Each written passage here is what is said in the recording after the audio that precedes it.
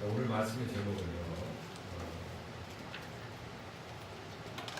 하나님이 하실 일, 저는 이렇게 쓰고 싶었어요. 하나님이 하시고 싶은 일, 또 예수님이 하시고 싶은 일, 이렇게 제목을 정하고 싶었는데, 그냥 하나님이 하실 일, 이렇게 정하고, 1번, 스승이 되라 라고 하는 제목으로 이번 주, 또 다음 주부터 얼마나 가게 될지 모르겠습니다. 앞으로 시리즈로 계속해서 나올 텐데, 하나님이 우리와 함께, 여기 있는 하나교회에 우리와 함께 하시고 싶은 일이 뭐냐, 이 얘기를 하는 거예요. 생각보다 굉장히 중요한 설교고, 앞으로 우리는 이 일을 하게 될 겁니다. 머지않은 장래, 아니 벌써 하고 있는지도 몰라요. 그래서 하나님이 하시는 일, 하나님이 하신다고 하잖아요. 그러니까 뭔 일을 하느냐는 거예요. 첫 번째, 스승이 되라. 본문이 히브리서 6장 1절부터 2절까지 있는 말씀입니다.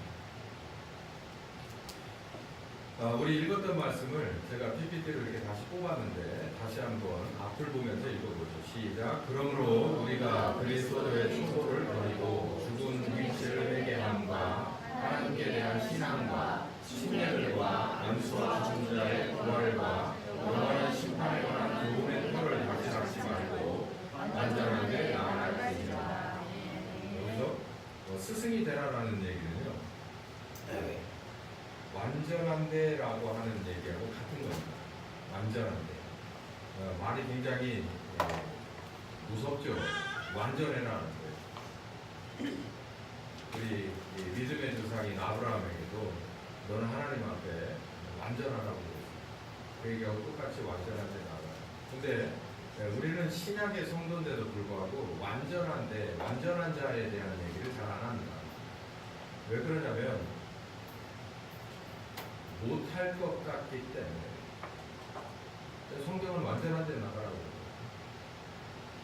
우리는 항상 이 모양, 이 모습일 겁니다. 그냥 이렇게 생각을 하고 가면 안 돼요. 성경은 우리에게 완전한 것을 원해요.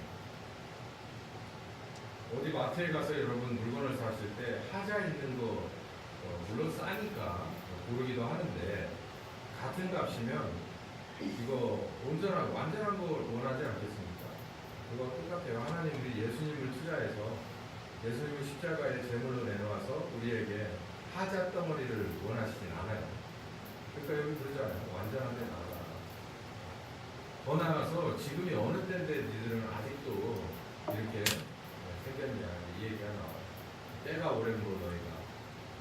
5장 12절 말씀에 이런 말씀이 있죠. 우리 같이 읽어보겠습니다. 때가 오래므로 너희가 마땅히 선생이 되어야 할 텐데 너희가 다시 하나님의 말씀의 충고가 무엇인지 누구에게 가르침을 받아야 할 것이니 젖이나 먹고 단단한 식물을 못 먹는 자가 되었다. 네가 연수를 보면 벌써 선생, 그러니까 누군가를 돌보는 사람이 돼야 되는데 아직도 누군가의 돌봄을 받는 사람이 돼야 되겠냐? 그런 상황밖에 안 됐다. 이거 어떻게 됐냐? 이게 추궁하는 거예요. 너 벌써 이 공부를 시작한 지가 언젠데 아직도 가르쳐줘야 이거를 풀 수 있냐? 이 얘기죠. 이제 네가 알아서 스스로 네 앞길 보고 네 문제 해결하는 것뿐만 아니라 누군가를 가르쳐줘야 될 상황 아니냐? 왜냐? 때가 오래됐지 않았냐?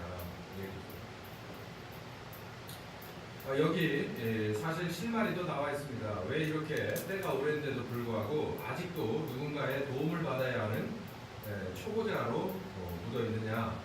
젖이나 먹고 단단한 식물을 못 먹는 사람이 됐기 때문에, 아니 안 먹는 사람이 됐기 때문에 그렇다라고 하는 이 상징적인 얘기가 나옵니다.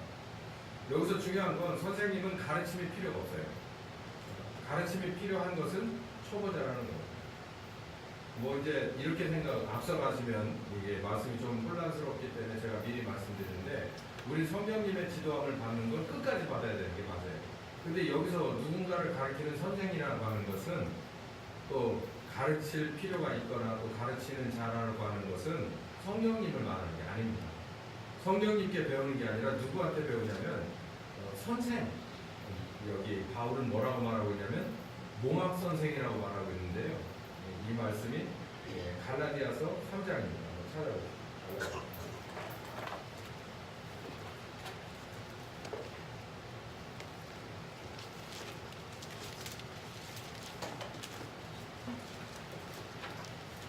네, 3장 25절 한번 보시죠. 같이 읽겠습니다. 시작. 믿음이 온 후로는 우리가 몽합선생 아래 있지 않다라고 얘기했어요. 그러니까 처음에는 누구 아래 있다는 거예요? 몽합선생 아래 있다는 거예요. 그럼 이 몽합선생이 도대체 뭐냐? 자주 쓰는 얘기가 아니잖아요. 이거는 이 초등부를 가르치는 선생님을 가르쳐서 몽합선생이라고 말한다고 합니다. 어린아이를 가르치는 훈장, 겨우 어린아이나 가르칠 수 있는 정도의 훈장, 뭐 이렇게 업수히 여길 때 당신 몽합훈장밖에 안 되잖아 이렇게 얘기할 때 몽합훈장이라는 얘기가 중등부도 아니고 어린아이 수준, 그러니까 저런 꼬맹이들, 또 저보다 조금 더 있는 초등학교 한 3학년, 4학년 요즘 요 정도만 가르치는 그게 바로 몽합선생이라는 거예요. 그러니까 실무적으로 또 이런 한글을 가르쳐도 좀 이렇게 문학적으로 문법적으로라기보다는 그냥 아주 기본적인 기초적인 이것만 가르치는 것을 그런 선생은 몽합선생이다 이렇게 얘기를 하는 겁니다. 그러면 교회에서의 몽합선생은 누굽니까? 이 앞에 서 있는 저는 아주 초보적인 것만 가르쳐요. 우리 교회는 초보보다는 조금 더 올라가 있는 건데 몽합선생이 좀 수준이 있어요. 초보는 완전 초보는 뭘 가르치냐면 주일날 교회 안 오면 큰일 나요 가르치는 게 초보입니다. 완전 초보예요. 왜냐하면 일단 교회를 나와야 되니까. 그러놓고 안식일 얘기하잖아요. 구약시대 아니잖아요 지금. 신약시대 안식일 뭐 이런 식으로 주일을 억지로 꿰맞추는데 저는 그러잖아요. 안 나오셔도 상관없습니다. 그러나 뒷감당은 본인이 하십시오. 그냥 안 오면은 나온 것보다 훨씬 더 손해가 많은 것을 알 수 있게끔을 가르쳐주잖아요. 나와야 된다 뒤따라다니면서 토닥토닥 해가지고 그런 건 아니고 어쨌든 그래봐야 저도 몽합선생님 수준이에요. 안 나오면 안 나오는 게 더 손해일걸요 하는 거랑 나오세요 하는 거랑 똑같아요. 제가 성경님을 늘 말씀하잖아요. 그것도 몽합선생이에요. 조금 개화된 몽합선생이에요. 한 초등부 5, 6학년 정도. 이제 중학생으로 올려보내고 싶은 그런 초등부 2부 선생 정도밖에 안 돼. 저는 몽합선생님밖에 안 되는 거예요. 그러니까 그리스도도의 초보만 가르치는 거예요. 그게 뭐냐면 침례 들 그랬잖아요. 여기 이 들이라고 하는 복수도 재밌어요. 아버지와 아들과 성령. 우리는 보통 침례라면 물침례만 얘기하는데 아버지와 아들과 성령의 침례를 여기 다 말하고 있잖아요. 바울도. 그러니까 제가 침례들에 관해서 얘기하잖아요. 아버지 이름의 침례는 그 양심을 회심시키는 아버지 하나님의 몫이고 뭐 이런 얘기하잖아요.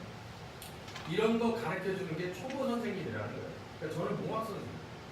그러니까 제 밑에 있는 것을 말해요. 뭐가 오기 전까지. 믿음이 오기 전까지.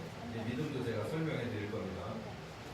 그리스도의 초보를 가르쳐요. 침례들과 안수와 또 죽은 자의 부활과 영원한 심판, 부활과 심판, 안수 이런 거. 제가 자주는 안 하지만 또 안수했다 하면 또 안 되는 법도 없잖아요. 그냥 안수 이런 것도 제가 이렇게 보여드리고 가르쳐드리고 또 해드리고 그러지 않습니까? 이게 뭐냐? 몽합 선생이 하는 일이라는 거예요. 몽합 선생. 그래서 제가 그러잖아요. 애들 아픈데 왜 저한테 기도받으려고 하고. 제가 기도해서 나는 게 아니라고. 누가 움직이셔야 나는 거예요. 성령 하나님이 움직이셔야 돼요. 우리를 위해 십자가 지신 예수님이 움직이셔야만 나는 거예요. 그러면은 기도를 제가 하든 부모가 하는 게 제일 낫습니다. 그렇게 가르쳐 주잖아요. 그냥 제가 안수도 가르쳐 드리는 거예요. 그냥 묻지도 말고 따지지도 말고 데려와 그래서 안수하고 감사함도 받는 이런 거 아닙니다. 내용을 알려드리자면 안수는 손을 얻는 것이 말 뜻이지만 사실은 우리를 위해서 십자가 지신 예수님이 움직이시는 시간이죠. 그걸 필요로 원하는 사람은 누구나 다 기도할 수 있고 이걸 다 가르쳐줍니다. 그것도 초보에 지나지 않습니다. 그런데 이 갈라디아서에서 바울은 뭐라고 말하냐면 우리가 몽합선 생활에 더 이상 머물러 있을 수 없다. 왜냐하면 이 믿음이 믿음이 오기 전이었다면 우리는 어쩔 수 없이 몽학 선생 밑에 있을 수밖에 없다. 먼저 신앙생활을 하고 가고 조금 더 경험이 있고 그런 사람들에게 그런 경험치에 따른 지도를 받을 수밖에 없는, 그게 바로 몽학 선생 아래에 있다는 거죠. 다 스승만한 그냥 제자로 끝나는 거잖아요. 그러니까 그렇게 있지만 사실은 하나님은 거기서 우리를 더 월반시키려고 하는데, 그게 뭐냐면 바울은 뭐라고 말했냐면 믿음이라고 해요. 다시 25절을 다시 한번 보세요. 시작. 믿음이 온 후로는. 그럼 이 믿음이 뭘까요? 이 믿음이라는 건 뭘까? 이 믿음은 바로 아들의 영을 말합니다. 어디 보시면 나오냐면 갈라디아서 4장 바로 그 옆에 5절을 같이 한번 6절, 5절부터 읽어봅시다. 시작. 율법 아래 있는 자들을 속량하시고 우리로 아들의 영분을 얻게 하십니다. 너희가 아들인 거로 하나님이 그 아들의 영을 우리 마음 가운데 보내사 아바 아버지라 부르게 하셨느니라. 이거를 여기 제가 다시 이렇게 뗐는데 한번 읽어보죠. 시작. 이와 같이 우리도 어렸을 때에 이 초등학문 안에 있어서, 자, 이 초등학문 안에라는 건 누구 안에냐면 몽학선생 안에입니다. 몽학선생 안에 있어서 뭐 했다? 종노릇했다. 이게 참 표현이, 제가 여러분을 종살이 시키는 건 아닌데 바울 입장에서 볼 때는 종노릇과 똑같다는 거예요. 그러니까 여러분은 제 종이고 저는 여러분을 지배하는 자, 이런 얘기가 아니라 종이라는 건 범주가 정해져 있어요. 주인이 주는 것만 먹고 주인이 하라고 하는 것만 해요. 그 이상은 못하는 거예요. 자기 권한이 아무것도 없는 존재죠. 자, 그걸 말하는데 이게 이제 무슨 얘기인지 제가 이따가 주석을 붙여드릴게요. 종노릇하였더니, 그런 상황에서 때가, 시작. 때가 참에 하나님이 그 아들을 보내사 여자에게서 나게 하시고 율법 아래 나게 하셨다라는 거예요. 일단 어디로? 우리 사람처럼 이 세상에 누구의 아들로서 나게 했다는 거예요. 자, 이게 굉장히 먼 얘기 같고 이해가 안 가는 얘기 같지만 그 다음 빨간 글씨로 쓴 데부터 이걸 이해가 올 수 있습니다. 시작. 율법 아래 있는 자들을 속량하시고. 자, 수도 율법 아래라는 건 맨 위에 세상 초등학문 아래 있어서 종노릇하는 것이 우리입니다. 이거는 제가 여러분에게 정확하게 설명드리면 목사라고 하는 수준에 가르치는 사람의 범주를 넘어서지 못하는 것이 종노릇이에요. 만약에 여러분 보는 것이 저보다 훨씬 더 세밀하게 본다면 여러분이 제가 필요할까요? 안 필요할까요? 그럼 내쫓으시게요? 사람이 안 주고 나가시오 그러시게요? 그럴 날만 손꼽아 기다립니다. 사람이 붙게? 뭐 그렇게 하세요. 네, 그러면 저는 영광스럽게 떠날 수 있습니다. 저 그러기를 바라요. 그러면 저를 딴 데로 옮기시겠죠. 이게 뭐냐면 율법 아래 있는 우리들은 세상 초등학문 안에서 딴 거 다 그만두고, 세상 초등학문은 여러 가지로 볼 수 있어요. 그러나 딴 거 다 그만두고 신앙생활이 목사의 수준을 못 넘어서는 모든 사람을 말하는 거예요. 아니, 그 목사보다 못하게 만들려고 하나님이 계획하고서 교회를 세웠을까요? 저는 그렇게 보지 않거든요. 제뿐만 아니라 바울도 그렇게 보지 않아요. 저만 해가지고 어떻게 하겠습니까? 저보다 훨씬 더 나으셔야죠. 그래야 하나님 일을 더 많이 하고 하나님 나라가 이 세상에 힘있게 펼쳐질 거 아닙니까? 저는 가르치는 사람에 불과해요. 그러니 이제 현장에 나가시는 여러분들은 훨씬 더 세셔야 되고 강하셔야 되고 더 저돌적이셔야 되는 거죠. 그렇게 저는 만들어야 되는데 여러분이 저라고 하는 범주 안에 매여 있다는 거예요. 그게 율법 아래고 그게 종노릇하는 거. 다시 말씀드려서 목사의 수준을 넘어서서 헌신하지 못해. 목사의 수준을 넘어서서 기도하지 못해. 목사의 수준을 넘어서서 성경을 보지 못해. 이러면 안 되는 거죠. 그게 저 자체가 율법이에요. 저 자체가 이 교회 울타리란 말이에요. 이것을 못 넘어서는 것이 하나님 뜻이 아니라는 거예요. 저는 저보다도 다 저의 범주를 넘어서 저를 딛고 올라서서 여러분은 말씀을 더 세밀하게 보실 수 있고 더 강한 담력과 더 많은 능력으로 초대교회를 보세요. 사도보다 못하고 잘나고를 떠나서 사도만큼 그 수준이 안 됐던 성도들이 없어요. 다 그 수준이었어요. 그러나 베드로에게 총책을 맡겼고 나머지 12사람을 도와주는 사람으로, 그리고 그 중에 7은 교회를 지키는 사람으로인데, 교회를 지킨다고 전도 안 한 것도 아니에요. 교회를 지킨다고 복음 증거를 안 한 것도 아니란 말이에요. 우리가 사도행전을 읽어보면 교회 원형을 알 수 있어요. 어떻게 보면 저는 역설적으로 교회에서 가장 작은 사람이 교회 리더입니다. 신약의 교회는 그렇다고 봐요. 그러니까 저는 여러분보다 중에서 가장 작은 거예요. 그럼 저는 여기 키도 작고 무슨 일이 아니에요. 저는 여러분에게 영적인 주머니로 보나 사역의 범주로 보나 작아야 됩니다. 우리 교회에서 만약에 잘 나가는 이 그룹의 회장님이 있다고 생각합니다. 그분의 목회 영역이 얼마나 넓겠어요. 예를 들어서 삼성, LG, 현대 여기에서 2, 3급 정도 되는 분이 안수 집사로서 우리 교회에 있다고 생각하시면 그분의 목회 역량이, 그분의 그 목회 바운다리가 저하고 같겠어요? 그래서 저는 아무 그거 없어요. 다 저보다 크셔야 되는데. 여기 바울이 그러잖아요. 초등학문 안에 초등학교 애들이 중학교를 모르는 거예요. 중등학문을 모르는 것처럼 묶여 지내는 거다라는 거예요. 이 얼마나 한심한지. 초등학교를 20년, 30년 다니고 있다. 이게 얼마나 답답한 일이고 희망 없는 일입니다. 우리 신자가 지금 그러고 있지 않느냐. 우리 교회가 또 그거를 심각하게 생각하지 않는 게 목사들이 이게 더 큰 문제 아니냐. 이거 고치겠다는 거예요. 이거를 한 사람 한 사람들을 성장시키고 목회자의 생각을 바꾸고 경각심을 주고 정말 그렇게 목회자가 그 교회에서 사역의 영역이 가장 작은 사람으로 나머지가 오히려 더 큰 그런 교회 만들겠다는 거예요. 하나님이 하시겠다. 신약의 교회가 그랬어요.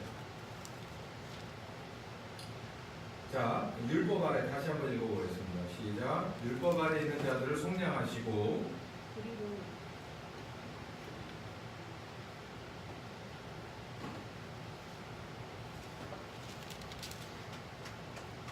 이게 가끔 일을 제대로 안 할 때가 있어요.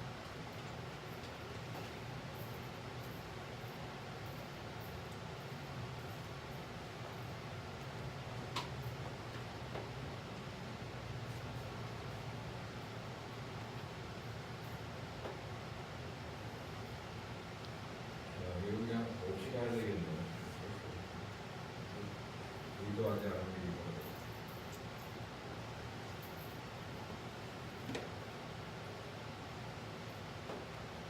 그러면 성경을 보면 되죠. 갈라디아서 4장 4절부터 때가 참에 5절 읽을 때 우리가 알 것은 예수님이 오신 이유입니다. 예수님이 오신 이유는 그거를 이렇게 설명하고 있어요. 시작. 율법 아래 있는 자들을 속량하시고 우리로 아들의 영혼을 얻게 하십니다. 그리고 나서 6절이 나오는 게 너희가 아들인 거로 하나님의 그 아들의 영을 우리에게 주셨다. 우리가 아들을 믿으면, 예수님을 믿으면 아들의 영이 우리에게 온다는 거예요. 그래서 우리를 진짜 아들 되게 한다는 거예요. 우리는 원래 아들이 아니잖아요. 원래 하나님의 아들일 수가 없어요. 왜냐하면 우리는 죄의 종이잖아요. 근데 우리를 아들을 오게 하셔가지고 그 아들의 영을 보내서 우리를 양자로 삼으신다는 얘기죠. 그렇기 때문에 우리는 더 이상 율법 아래 매여 있으면 안 된다는 얘기가 되는 거예요. 그러니까 하나님의 아들의 영이 우리에게 오기 전까지는 구약 시대를 보면 제사장의 수준을 넘어설 수가 없어요. 넘어서서도 안 되고 넘어설 수도 없어요. 근데 신약시대 아들의 영이 온 뒤로는 하나님 앞에 모두가 완전한 자로 나아가게 하나님이 디자인을 하셨다는 얘기예요. 이게 바로 그 얘기입니다. 너희가 아들인 거로 하나님이 그 아들의 영을 우리 마음 가운데 보내사 아바 아버지라 부르게 하셨는데, 아니 우리가 하나님의 자녀인데 온전하지 못해서 썩었습니다. 안 되죠. 이 얘기는 뭐냐면 다시 히브리서 6장으로 다시 돌아와 보세요. 이런 문제가 있는 거예요. 6장 1절 시작. 그러므로 우리가 그리스도의 초보 이 돌을, 이 초보의 털을 좀 더 읽어보죠. 2절을 같이 읽도록 하겠습니다. 죽은 행실을 회개함과 하나님께 대한 신앙과 신제들과 안수와 죽은 자의 부활과 영원한 심판에 관한 교훈의 털을 하시다. 계속해서 기초분사업. 아까 말씀드린 대로 기초분사업으로 침례들하고 구원하고 또 심판하고 안수와 이런 거에 관한 교훈만 계속해서 가르치고 배우고, 그건 시작일 뿐이랍니다. 시작. 제가 화살표를 쳐놓고 이렇게 썼는데 여러분은 이게 말을 안 들어서 제가 읽어보겠습니다. 교훈의 털을, 그러니까 초보의 교훈의 털을 반복해서 닦는다라고 하는 이야기는 이미 기억도 희미할 만큼 오래된 그리스도와의 첫사랑을, 그 희미한 기억이죠, 애써서 회상하면서 하루하루를 지내는 신자, 그리고 그게 한국교회 아닙니다. 한국교회가 대단했던 적이 있죠. 지금 연세 들었던 우리 아버님 세대 정도가 대단했습니다. 지금은요 그런 일이 거의 없어요. 거의 없는 게 아니라 없어요. 제가 어려서 청년일 때, 그러니까 우리 부모님 세대가 장년이셨을 때는 대단했습니다. 그 위에는 저도 잘 기억이 안 나요. 우리 할아버지 세대 그땐 대단했어요. 그러니까 우리가 중등부 다니고 고등부 다닐 때는요, 그때는 여기저기 진짜 불이 막 일어났습니다. 그때는 우리 부모님 세대가 장년이었을 때는 교회는 개척만 하면 다 부흥됐고, 그만큼 교회에서 일들이 또 많이 일어났어요. 방언의 은사 뭐 이런 거는 정말 시력적한 거고, 그보다 더한 일들이, 어마어마한 일들이 많이 일어났습니다. 회개운동 일어나는 거, 그런 거는 뭐 정말 시작에 불과한 거고, 정말 어마어마한 일들이 저 산속 깊은 기도원에서부터 이런 교회에 이르기까지 거의 다 있었어요. 그런 일이 없는 교회가 거의 없었단 말이에요. 근데 이제 그분들이 연세가 많이 드셔서 80을 넘었어요. 그러니까 이 시골마다 교회를 가보면 교회들이 아주 삐까뻔쩍하니 잘 자랐지만 그 안에는 이미 미국에 있는 교회처럼 아주 나이 드신 할머니 할아버지들만 그냥 예배를 드려요. 그러면서 그분들은 예전을 회상합니다. 옛날에 이랬어. 이 교회가 이렇게 리모델링이 됐지만 이 터가 이렇게 넓은 거는 그때 우리 교회, 우리 동네에 있었던 뭐 A라고 하는 망나니가 교회 나와서 은혜 받고 병고침 받고 도네이션 해가지고 여기다가 좋은 땅 내가 여기다가 교회 진 거야. 이게 바로 우리 교회 유대야. 우리가 벽돌 한 장 살 돈이 없을 때 이렇게 하나님은 우리에게 기적을 베푸셨고, 이런 기억들이 시골 교회마다 다 있어요. 다 가보세요. 물어보세요. 자랑스럽게 1시간이든 2시간이든 물병 옆에 갖다 놓고 얘기하실 테니까, 장로님들 다 그런 얘기 있어요. 근데 문제는 뭐냐면 지금의 빛바랜 추억이에요. 그냥 잊어버릴까 말까 해서 가물가물한 옛날의 무용담을 지금 펼쳐내고 있을 뿐이라. 지금의 한국교회는 어떻게 대입하고 있습니까?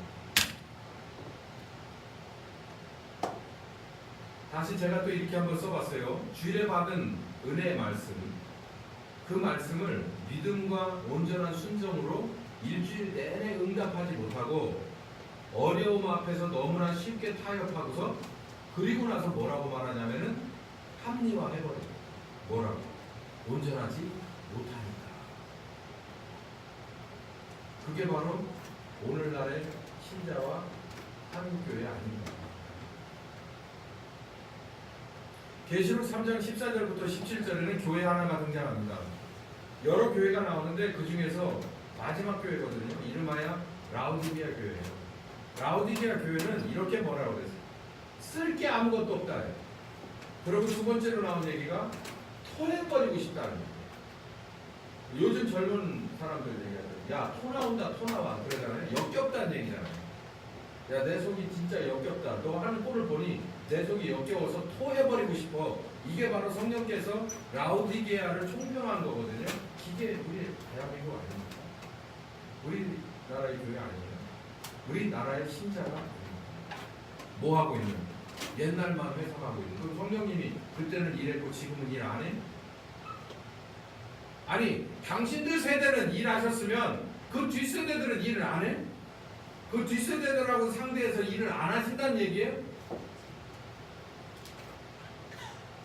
성령님은 무슨 개혁의 물결입니까? 생각의 물결인가요? 그렇지 않단 말이에요. 그럼 뭔가 문제가 있는데 여기 제가 믿음으로 말씀을 주면 믿음으로 온전하게 순종하고 화답하는 응답이 나오지 않고 쉽게 타협하고 우회하거나 도망가는, 그래놓고 합리화해. 원래 우리는 온전하지 못하니까. 그래서 지금까지 온 거 아니에요. 라우디게아 교회 토 나온다는 거예요.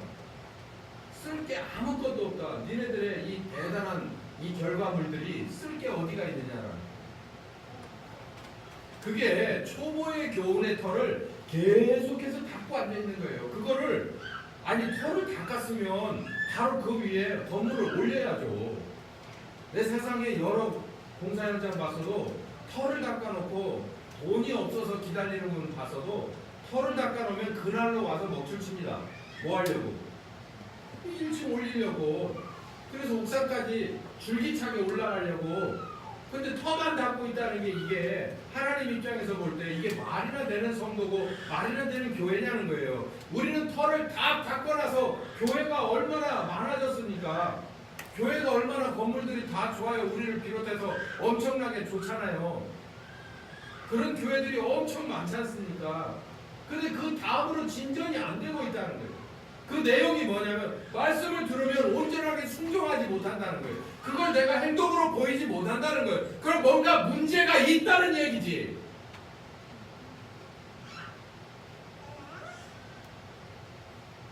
여기서 양은요,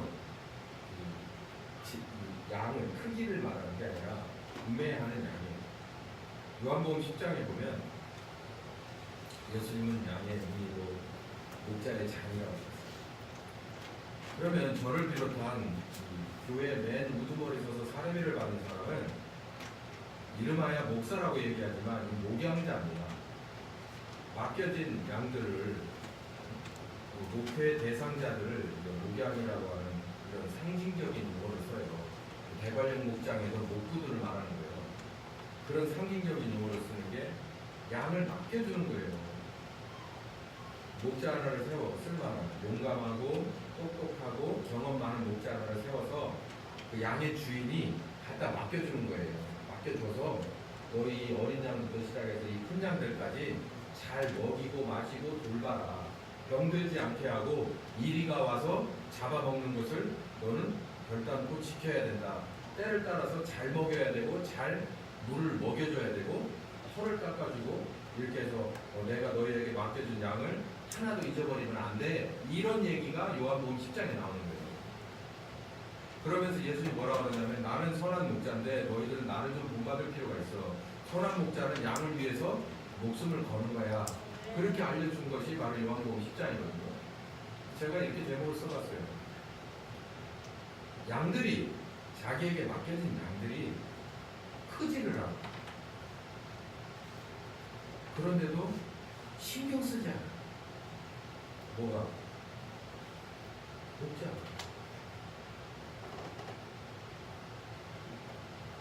이 진짜 문제 아니냐. 양을 맡긴 건 하나님이 맡겼어요. 저는 누구보다도 말할 수 있는 게 목사가 전도하고 성도들이 전도해서 왔다고 생각하지 않습니다. 전 솔직히 전도한 적이 없거든요. 네. 전도한 적이 없어요. 앞으로도 할 생각이 없고.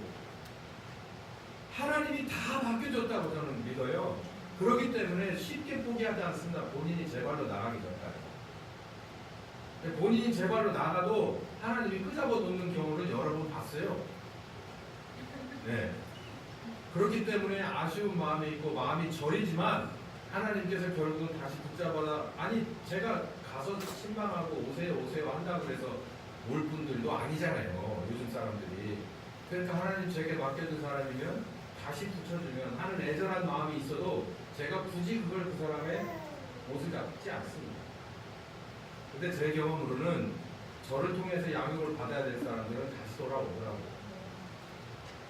근데 저는 그거 하나는 있어요. 내게 맡겨준 양이 크지를 않는다면 이건 정말요, 정말 힘든 거예요. 농사를 짓는 분이 고추 모종을 한 5월 초에 냅니다. 그 전에 내는 분도 있고요.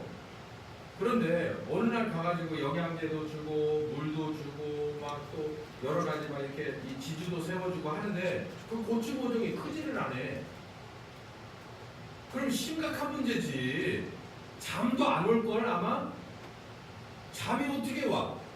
거기다 전 재산을 투자했는데 하우스를 한 2, 30동을 전부 그렇게 해가지고 심어놓고 거기서 주렁주렁 고추가 매달리면 풋고추부터 시작해서 홍고추까지 아주 가을 고추까지 질리게 따서 나는 수익을 얻으려고 작정을 하고 거기다 갖다 심었는데 이게 크지를 않아. 모종에서부터. 그러면은 잠도 안 자고 밥도 안 먹고 종묘상부터 시작해 육묘상까지 어디든 농약상까지 안 쫓아다니겠어요? 좋다고 하는 건 좋다고 하는 건 다 갖다 뿌려주고 갖고 주지 않겠어요? 안 그러면 자기가 망하는 일이니까. 근데 왜? 제가 혈당이 떨어져가지고 소리가 안 나오는데 왜 한국교회 목사들은 양이 크지를 않는데 교회가 안 크는 거는 교회 예배당이 안 크는 거는 신경을 쓰면서 왜 양이 안 크는 거예요? 양이 크는 게 뭔지 알아요? 숫자가 늘어나는 거예요? 전 바라지 않습니다. 여기 있는 숫자도요 많아요. 온전하게 잘 크면 윤기나게 털이 막 올라오면 제게 맡겨준 만큼 제가 잘 키워내면 저에게 맡겨준 주인은 잘했다고 칭찬할 거거든요. 아까 말씀드렸잖아요. 말씀을 주면 그 말씀을 받아가지고 순종으로 응답할 수 있는 게 그게 바로 양이 수준이 높아지고 커지는 건데 그거 못하고 돌아와가지고요. 저는 원래 운전하지 못하고 이따위 소리나 하고 앉았게 내비두고 그걸 또 받아줘? 맨날 하는 잘못을 또 하고 돌아왔는데 그걸 받아줘? 받아주긴 해야지. 그러나 어떻게 해서든 다음번에 똑같은 잘못을 안 하게 만들어줘야 될 거 아니에요. 그렇게 하라고 세우는 게 그게 목자인데 그 목자가 관심이 없는 거예요. 아니 왜 똑같은 잘못을 작년에도 했고 올해도 했고 또 내년에도 또 하게 만드냐고. 성장하지 않기 때문이라는 거예요. 말씀을 순종하지 못하기 때문이라는 거예요. 순종하게끔 순종을 못하면 왜 못하는지를 쫓아가면서 물어봐야 될 거 아니고. 목자는 예수님이 맡긴 양을 먹이고 돌보는 일을 하는 거예요. 전 그 일을 해요. 목자는 양의 성장과 안전에 목숨을 걸어야 되고 예수님이 그렇게 하라고 했어요. 나는 선한 목자다. 나는 양을 위해서 목숨. 전 다른 일에 목숨 걸지 않아요. 근데 교회와 이 안에서 이루어지는 일에 대해서는 전 절대로 아낄 게 없습니다.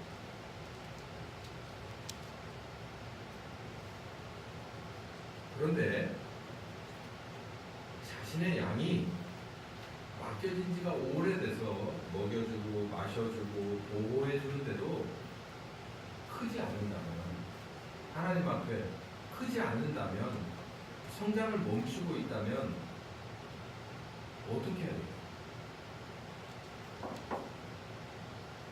오늘 유건이가 수족도 때문에 못 왔어요. 엄마가, 저희가 볼 때는 많이 크고 있는데 엄마가 볼 때는 참 마디게 크는 것 같아요.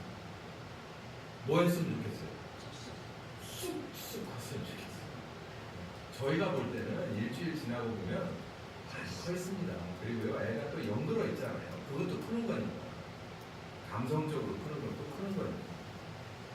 근데도 엄마는 왜 우리 애만 안 크는 거야? 근데 왜 한국교회 목사들은 자기네 성도들이 성숙하지 못하는 걸 그렇게 반발하고 있냐? 애들이 안 커서 제 아들 중에 한 녀석도 키 큰 자는 한약도 한번 먹어봤어요. 그래가지고 저 모양이에요. 그러면서 후회를 해요. 조금만 더 일찍 먹여볼까. 그게 부모인데 어떻게 하나님이 맡겨준 양과 그 교회가 하나님이 원하는 방향으로 성장하지 못하는 것을, 제가 말하는 성장, 교회 성장학자들이 말하는 썩은 성장이 아니에요. 그 양이 어떤 상황에서도 좌우로 치우치지 않고 하나님과 성령이 잘 동행한, 이게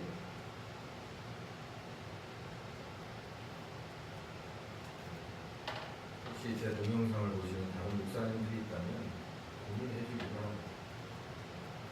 다 우리 잘못이에요. 성도 잘못이 아니라 실학교 나오고 신대원 나오고 목회학박상 우리들이 잘못이에요. 하나님 앞에 가서 그 계산 다 해야 할 겁니다.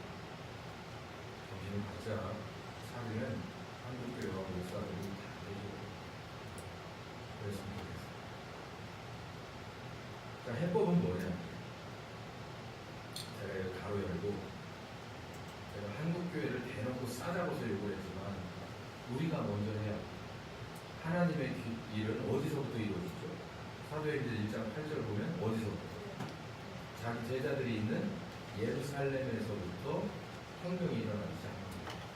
성령의 혁명. 그러니까 하나님의 일은 어느 교회부터 시작해요? 하나교회, 또 하나교회 목사부터 시작하는 거예요. 그래서 오늘 히브리서 6장 여러분 가진 본문 중에서 2절을 한번 보시면 어디한 데로 나가라? 완전한 데 나아가라. 거기 한번 찾아보세요. 완전한 데. 시작. 완전한 데 나아가라. 방법은 첫 번째는 젖을 먹는 단계에서 단단한 식물을 먹는 단계로 가시면 돼요. 이게 방법이에요. 이게 히브리서 5장 12절 중간쯤 젖이나 먹고, 시작. 젖이나 먹고 단단한 식물을 못 먹을 자가 되었다. 애들은 젖을 먹어요. 그러면서 이유식을 시킵니다. 우리 교회들은 다 이제 이유식을 시작을 했어요. 뭘 먹이려고? 어른이 먹는 밥까지 아주 맛있게 먹게끔 만들려고 젖에만 머물러 있는 게 아니라 이유식을 시작을 했어요. 그러면 자 보세요. 엄마가 때가 되면 이유식으로 바꿔줘요, 안 바꿔줘요? 우리 교회 엄마들 봤더니 제가 보니까 알아서 잘 바꿉니다. 인터넷이 선생님이 돼가지고 잘 알아서 레시피도 잘 만들어서 영양가 있게 만들어서 먹는 거는 3분의 1도 안 되고 뱉어내는 게 3분의 2가 넘는데도 엄마들은 정성껏 이유식으로 바꿔 먹여요. 네. 그럼 성령님은 안 할까요? 성령님은 이유식을 안 줄까요? 우리 젖만 주고 말까요? 지금도 젖 주세요 그러니까 계속 젖만. 아니에요. 성령님은 우리 엄마들보다 훨씬 똑똑해가지고 영적인 상황 봐가지고 계속해서 단단한 식물로 바꿔주려고 노력을 많이 하시죠. 근데 문제는 뭐냐면 안 먹어. 야가 안 먹어. 이게 애들 키울 때하고 우리하고 많이 비슷한 게 뭐냐면 애들이 잘 받아 먹으면 간은 빨리 큽니다. 그래서 알아서 맛있는 음식, 단 음식, 짠 음식을 잘 먹고 골고루 커져요. 근데 이게 거부를 자꾸 하잖아요. 입에서 뱉어내고 토하고 이러면요, 애가 잘 안 크죠. 그러면 계속해서 젖에 의존할 수밖에 없고 병들고 병원에 다니고 안 크고 병약한 조그마한 어린애가 되죠. 아주 이게 발육 부진화라고 해요. 영적으로도 마찬가지예요. 성령께서 우리를 끌어가시는데 이유식을 줄 때 우리는 계속해서 그 이유식을 먹고 장성한 단단한 음식까지 가요. 아, 그럼 목사님, 그게 상징적인 얘기 같은데 그게 뭐를 말합니까? 라고 하니까 딱 한 가지예요. 제가 아까 얘기했죠. 봉학 선생은 항상 뭘만 줄 수밖에 없다. 젖밖에 줄 수 없어요. 전 여러분께 젖밖에 줄 수 없어요. 전 성령께서 저에게 주신 단단한 음식을 먹어서 소화시켜서 여러분께 토해내서 드리는 거예요. 그러니까 제가 가르쳐 드리는 건 젖일 뿐이에요. 젖. 네. 젖이라고. 그 이상의 발육이 안 돼. 영양가가 딸려. 그러면 누가 주시는 것을 먹어야 될까요? 성령께서 직접 주시는 이유식을 먹어야 되거든요. 그걸 딱딱 벌리고 받아들여서 자기를 부인하고 자기 십자가를 지고 그 고독한 길을 성령님과 함께 걸어가 봐야 되는 거죠. 그걸 안 하고 있다는 얘기예요. 그 얘기예요. 지금 그 얘기예요. 말씀을 주세요. 내게 동기부여가 되죠. 그러면요, 내가 해야 될 반응이 두 가지예요. 자기를 부인하고 내 생각을 접어치고, 그리고 그 십자가를 받아들여서 삶 속에서 살아가는 거예요. 그러면은 어떨까요? 나를 부인하면 내 마음이 상하죠. 그리고 십자가 지고 가는 그런 삶을 하루하루 살아간다면 얼마나 힘들고 고독하겠어요? 그래도 그 길을 가야 돼요. 젖에 익숙한 애가 이유식을 무슨 맛으로 먹겠어요? 먹어보는 거예요. 먹어보면서 크는 거예요. 왜 하나님이 우리에게 성령님과 직접 만나서 같이 걷게 하셨을까요? 십자가의 길을. 그래야 우리가 크니까요. 엠마오로 내려가는 자들 처음에 내려갈 때 정말 포기하고 내려갔어요. 근데 그 도중에 누구하고 함께 걸어가요? 예수님인데 그게 성령님이에요. 우리 성령님과 함께 엠마오로 걸어가야 돼요. 엠마오로 걸어가다가 정신 차리고 어디로 다시 돌아와요? 예루살렘으로 돌아와서 사도가 되잖아요. 그것처럼 우리는 성령님과 직접 만나서 십자가의 길을 걸어봐야 돼요. 같이 걸어야 돼요. 그러면 우리가 바뀌어져 가요. 성숙해져서 다시 예루살렘을 향해서 올라갈 수가 있는 거예요. 제가 여러분을 예루살렘으로 못 끌고 가요. 예루살렘으로 데려간다고 여러분이 그 십자가 지고 사역하시겠어요? 못하죠.